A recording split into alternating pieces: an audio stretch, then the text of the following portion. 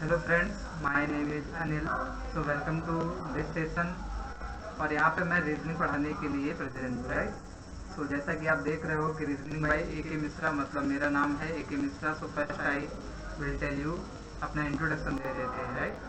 तो देखिए यहाँ पे लिखा हुआ है my self experienced reasoning faculty for banking, right? I am expert for banking and SSC examination because in the SSC and banking में रीजनिंग तो सेम होती है, सिलेबस भी सेम होता है, लेकिन जो क्वालिटी क्वेश्चन की होती है वो दैट इज डिफरेंट, राइट। सो यहाँ पे 4 ईयर देखिए एक्सपीरियंस लिखा हुआ है, इसका मतलब है कि I am also experience 4 year, right. BSc and B.Ed also completed, हमने उसको कम्प्लीट किया हुआ है, राइट। तो ये तो मेरे बारे में हो गया। मेरा नाम अनिल मिश्रा है, जैसा कि आपको पता है। तो चलते हैं आगे, देखते हैं क्या लिखा हुआ है।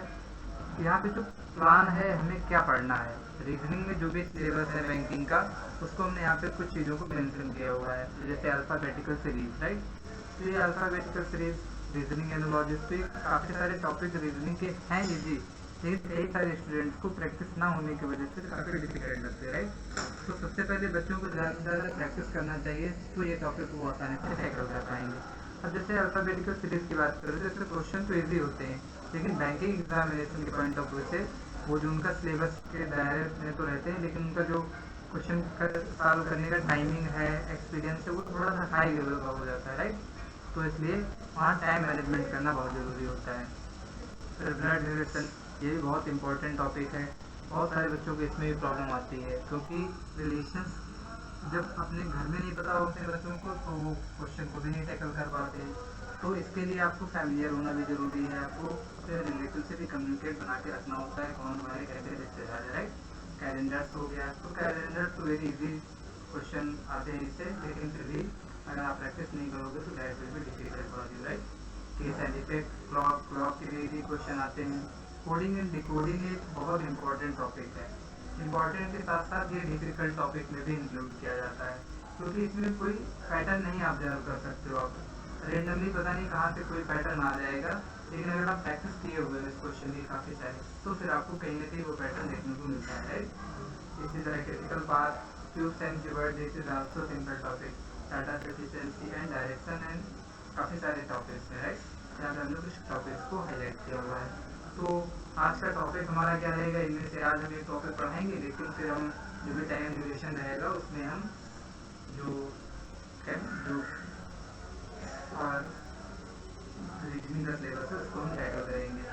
तो देखते हैं आज का हमारा टॉपिक क्या है। Today topic is direction and distance, right. तो कुछ बुक्स में आपको डिस्टेंस एंड डायरेक्शन भी देखने को मिलेगा, तो that is same, because direction distance का मतलब क्या है, हम इसको डायरेक्शन और डिस्टेंस के नजरिए से क्यों देखते हैं उसका रीज़न है। क्योंकि जब भी आपको कोई क्वेश्चन मिलता है तो वहाँ पे कहीं ना कहीं डिस्टेंस पूछेगा कि ये 2 पॉइंट, सपोज ये लाइन है और बोल दिया ये पॉइंट ए है and this point is B, तो फाइंड करो डिस्टेंस कितनी है। तो डिस्टेंस तो हम तब फाइंड करेंगे ना जब डायरेक्शन पता होगी। तो सबसे पहले हमें डायरेक्शन फाइंड करना होता है, देन डिस्टेंस। तो इसीलिए हमारे हिसाब से इस टॉपिक का नेम डायरेक्शन एंड डिस्टेंस होना चाहिए, but don't worry, distance and direction में मिलता है, दैट इज सेम, ओके। तो आज का टॉपिक हमारा है डायरेक्शन एंड डिस्टेंस। तो इसमें हम कुछ जो बेसिक चीज़ें हैं वो भी बताएंगे और एक क्वेश्चन आपको करके बताएंगे, राइट। तो सबसे पहले एक फिगर आपको दिख रहा होगा, राइट। तो ये बचपन की क्लासें हैं, ये आपने east west north south already पढ़ा होगा जब आप क्लास 6 स्टैंडर्ड में होंगे, और NCERTs वगैरह पढ़े होंगे, तो वहाँ पे फिगर बन के आता है, राइट। तो हमेशा मैप में क्या होता है, जो अपवर्ड डायरेक्शन होती है, right. Upward direction will be always north, जो डाउनवर्ड होगी वो साउथ होगी, ये अपोजिट होती है नॉर्थ के, ईस्ट एंड वेस्ट। तो आपको ये 4 डायरेक्शन पर फोकस करना है, east west and north and south, these are main direction. लेकिन रीजनिंग में एक सिर्फ ये 4 डायरेक्शन से क्वेश्चन से नहीं आते, बिकॉज छोटे बच्चे हों तो फिर अब इतना क्वेश्चन सफिशिएंट है, लेकिन अब थोड़े से जैसे जैसे क्लास का लेवल बढ़ता जाता है वैसे वैसे डायरेक्शन का भी चेंज होता है। अब इनके बीच में फिर डायरेक्शन आएगी, जैसे हम नॉर्थ और ईस्ट के बीच में कोई डायरेक्शन की बात करें, सपोज दिस, राइट, एक ये डायरेक्शन है। तो बहुत सारे बच्चों को पता भी होगा ये क्या होती है, लेकिन बहुत सारे बच्चों को नहीं पता होता, तो बच्चे सोचते कैसे ईस्ट है एंड दिस इज नॉर्थ, तो between them this will B east north, right. But ये गलत है, रॉन्ग है, ईस्ट नॉर्थ नहीं होता है।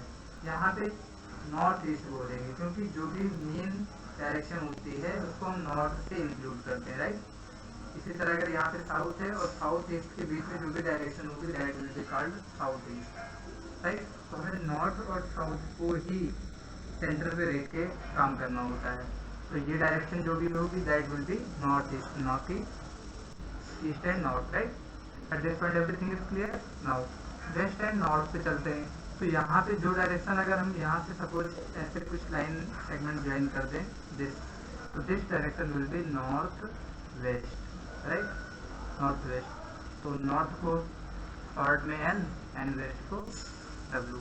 तो आपको ये चीज़ याद रखना है कि जब भी डायरेक्शन नहीं समझ में आ रही तो आपको इस तरीके से तुरंत ड्रॉ करना है कि जो मैप होता है उसमें always north direction will be upward direction, right, and in this side east and this will be west and this will be south। और अगर इस तरफ हम इस डायरेक्शन की बात करें तो दिस विल बी, अब यहाँ पे साउथ के लेंगे, राइट, तो this will B south west and this direction will be south east. तो अब क्वेश्चन में क्या आएगा, वो ये नहीं बोलेगा कि कोई स्टूडेंट है that is moving into east direction, right, वो ईस्ट और नॉर्थ में कम ईस्ट वेस्ट नॉर्थ साउथ बोलेगा। और बाई चांस क्वेश्चन में उसने ईस्ट नॉर्थ दे दिया, लेकिन जब आंसर पूछेगा तो वो ईस्ट वेस्ट का नहीं देखा गया। अभी हम आपको एक क्वेश्चन भी दिखाएंगे, वहाँ पे देखना आप। तो वहाँ पे ईस्ट वेस्ट का क्वेश्चन से स्टार्टिंग है, लेकिन जो आंसर आ रहा है वो ईस्ट वेस्ट के डायरेक्शन में नहीं है, वो ईस्ट नॉर्थ, नॉर्थ ईस्ट वगैरह जो भी है वहाँ पे आएगा। ओके, तो आई होप यहाँ पे क्लियर हो गया होगा। यहाँ पे एक पॉइंट क्लियर करना चाहिए आपको ज़रूर कि जो भी डायरेक्शन हमें इंक्लूड करना होता है, जब भी हम डायरेक्शन को देते हैं कि कौन सी डायरेक्शन करेक्ट है, तो that will B join from north and south. South को बेस मान के ही हमें लेना होता है। Okay, adjustment. तो यहाँ तक सारी चीज़ें क्लियर हो गई होंगी। तो अगर हम आपसे पूछते हैं कि कौन कौन सी डायरेक्शन आपको पता चली, तो 2 2 4 5 6 7 8 डायरेक्शन हो गई। This is east west north south and this will be northeast and this will be ये southeast and southwest and northwest, right। at this point everything is clear। चलिए तो नेक्स्ट स्लाइड पे चलते हैं। देखिए यहाँ पे एक स्लाइड आपको दिख रही है, यहाँ पे एंगल्स को बता रहा है। तो कभी कभी क्या होता है, जो भी क्वेश्चन आएगा वो बोलेंगे clockwise anti clock wise. तो clockwise anticlockwise में बच्चों को थोड़ा सा प्रॉब्लम होती है, तो थोड़ा सा उसको एक्सप्लेन कर देते हैं। Suppose this is a clock, right. तो अगर क्लॉक, जैसे कोई भी क्लॉक होती है वो ऐसे मूव करती है, राइट, इस तरीके से। जो भी सुइयाँ होती हैं, जो भी निडल्स होती हैं वो इस तरह मूव करती हैं, second and over and, right. तो अगर इन दिस डायरेक्शन मूव हो रहा है तो इसको बोलते हैं क्लॉक वाइज। क्या बोलते हैं? Clock wise. लेकिन अगर इनका अपोजिट हो जाए लाइक दिस डायरेक्शन, तो this will B anti clockwise. तो वही ये जो फिगर बना हुआ है this is anti clockwise, right. अब चलते हैं कि थोड़ा सा बच्चों को ये भी होता है कभी कभी कि क्वेश्चन दे दिया डायरेक्शन ने कि 10 मीटर नॉर्थ गया और 45 डिग्री मूव हो गया, तो 45 डिग्री कहाँ से इंक्लूड करते हैं, राइट। सो जैसे एक सर्कल बना हुआ है, राइट। सो ये डायरेक्शन हो गई ऐसे। तो अगर क्लॉक वाइज है तब तो इसको 0 ले लेंगे, इसे 0 और 0 और ये इन दोनों के बीच में जो एंगल होता है that is also 90 degree, right. ये टोटल एंगल 90 डिग्री होता है। तो अगर एक एंगल 90 डिग्री का है और उसके बीच में एक लाइन इसको क्रॉस करती है इंटरसेक्टिंग लाइन, तो ये इस एंगल को 40 एंड 45 एंड 45 टू पार्ट में डिवाइड करती है, राइट। तो this angle is 45 and this angle is also 45। तो जैसे कोई क्वेश्चन आ गया, सपोज इसने बोल दिया कि कोई स्टूडेंट है जो 5 किलोमीटर ईस्ट में गया, राइट, और फिर ईस्ट से 45 डिग्री पर मूव कर रहा है, तो हमें डायरेक्ट अपवर्ड नहीं जाना, हमें 45 का मतलब ऐसे मूव कराना पड़ेगा। ओके, तो वो फिर चीज़ें अभी हम क्वेश्चन में देखेंगे तो क्लियर हो जाएगी। तो अगर हम एंगल्स की बात करें तो देखो, अगर आप इसको 0 लेते हो तो this will be 45 and this will B 90 degree, right. And फिर आगे फिर इसी तरह आगे मूवमेंट होता जाएगा। 40-45 डिग्री का पीरियड होता है ये। कहीं भी आप 0 लोगे तो वो फिर 90-90 का पेयर बनता जाएगा। और 90 के 4 पेयर बनेंगे और उनके बीच में पार्टीशन कर दे तो that will be 45 right. At this point everything is clear. Now move next slide. So देखो यहाँ पे जो चीज़ अभी मैंने एक्सप्लेन की है उसको स्लाइड्स के थ्रू मैंने दिखा दिया है। तो अब देखो यहाँ पे भी हमने नॉर्थ ईस्ट लिया हुआ है, तो इसका मतलब है कि हमें जो भी डायरेक्शन लेनी है वो नॉर्थ से ही इंक्लूड करते हैं। इसी तरह साउथ वेस्ट हो गया एंड नॉर्थ वेस्ट हो गया एंड साउथ ईस्ट हो गया। तो यहाँ पे ये जो एंगल बनेगा this is angle also 45 degree right, this is also 45 degree. तो अगर क्वेश्चन में बोल दिया कि सपोज यहाँ पे कोई पॉइंट है, यहाँ पे कोई स्टूडेंट खड़ा हुआ ए है और उसने बोल दिया कि हमें जाना है 180 डिग्री मूव कर दिया, ईस्ट डायरेक्शन में चला और 180 डिग्री मूव हुआ। तो 180 का मतलब क्या है, ये 90 एंड दिस इज आल्सो 90। तो यहाँ से लेके वो डायरेक्ट टर्न होके यहाँ पे आ गया, यानी उसने इतना मूवमेंट किया राइट।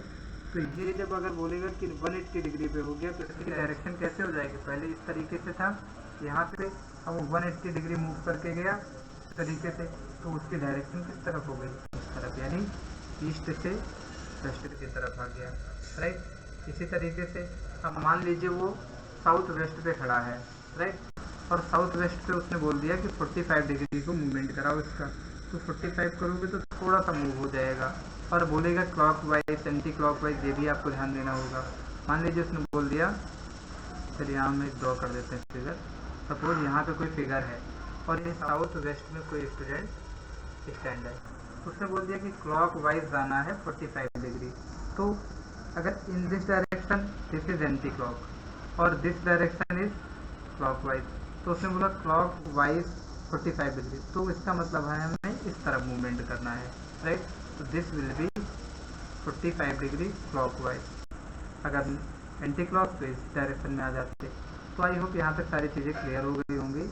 ये बहुत बेसिक कॉन्सेप्ट था, बस थोड़ा सा यहाँ पे हमने एडिशनल कर दिया, जो ये north east north west south east and south west के जो है डायरेक्शन उसको फाइंड किया हुआ है।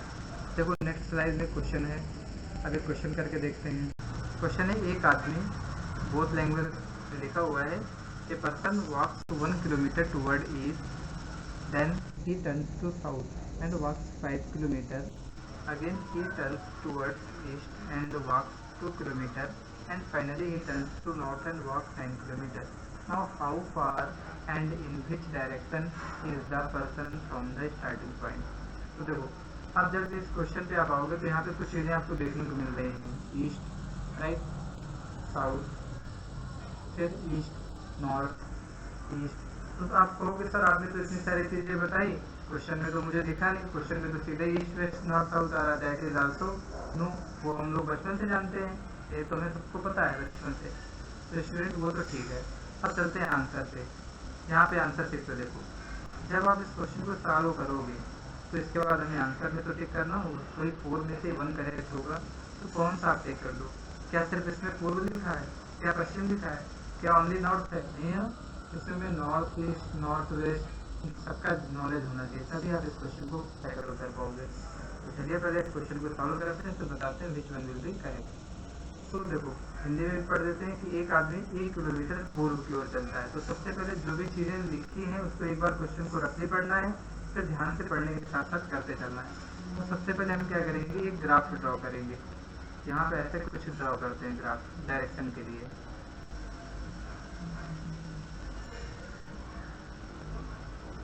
राइट, तो ये जो डायरेक्शन है ये नॉर्थ ईस्ट की डायरेक्शन रहेगी।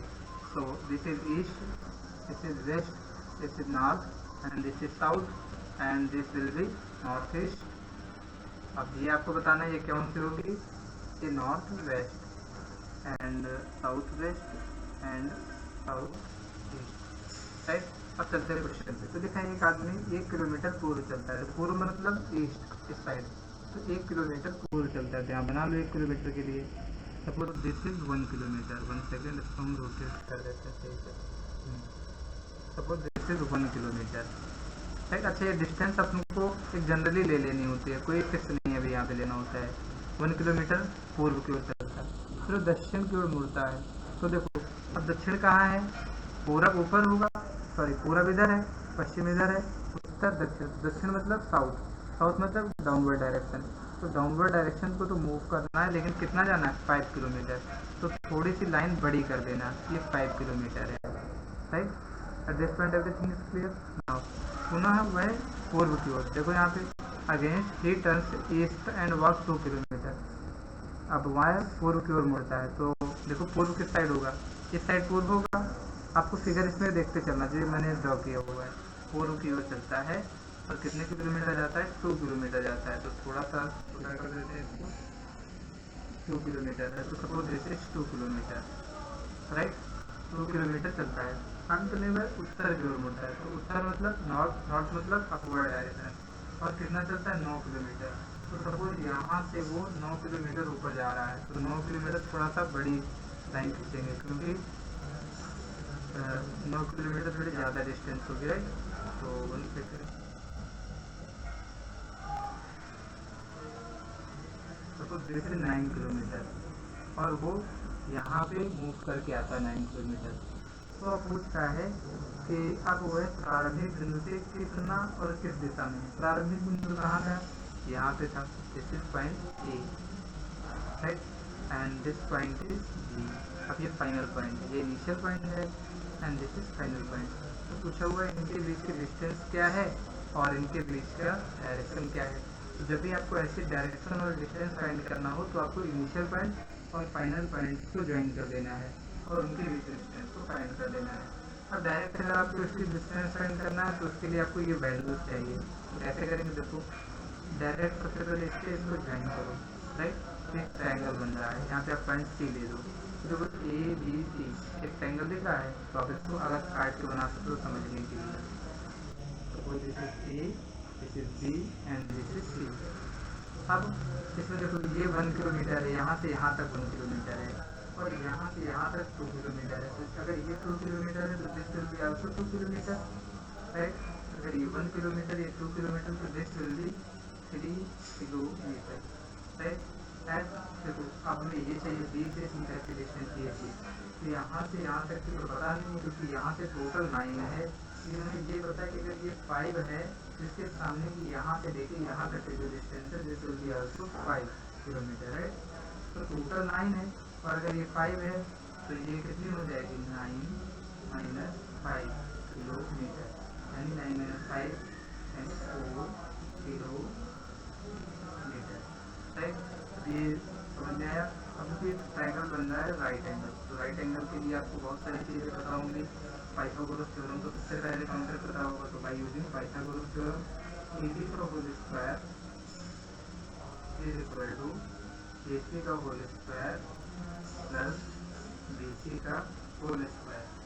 So this will be A C यानी 3 का होल स्क्वायर प्लस 4 का whole square, so this it is a 9, 4 4 is 16, this will be 25, and a b का whole square is equal to 25, a b will be 5 kilometre, right. अब 5 kilometre तो answer आया। अब 5 तो देखो 2 ऑप्शन में आ रहा है, 5 5। अच्छा ये और देखते हैं कि 5 किलोमीटर आया है, तो इसको सॉल्व करने की इतनी ज़रूरत है, नहीं ज़रूरत, क्योंकि अगर आपने ट्रिग्नोमेट्री पढ़ी है, पाइथागोरस थ्योरम पढ़ी है, ट्रिपलेट्स पढ़े हैं, तो you can tackle this question very easily. आप डायरेक्टली ट्रिपलेट याद किए होंगे, 3 4 5, अगर ये 3 है ये 4 है तो दिस विल बी 5, तो डायरेक्टली आप राइट कर सकते हो कि 5, ओके। तो 5 किलोमीटर हुआ आगे।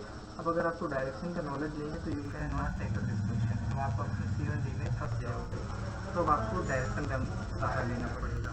तो देखो ऐसा कोई डायरेक्शन था, अब यहाँ पे क्या करो, इस पॉइंट पे रख दो और यहाँ पे डायरेक्शन ऐसे ड्रॉ करके देखिए। ये डायरेक्शन देखो किस डायरेक्शन के तरीके से, ये देखो नॉर्थ ईस्ट की तरफ दिख रही है, तो 5 किलोमीटर तो जाएगा, लेकिन किस डायरेक्शन में जाएगा, नॉर्थ ईस्ट डायरेक्शन में।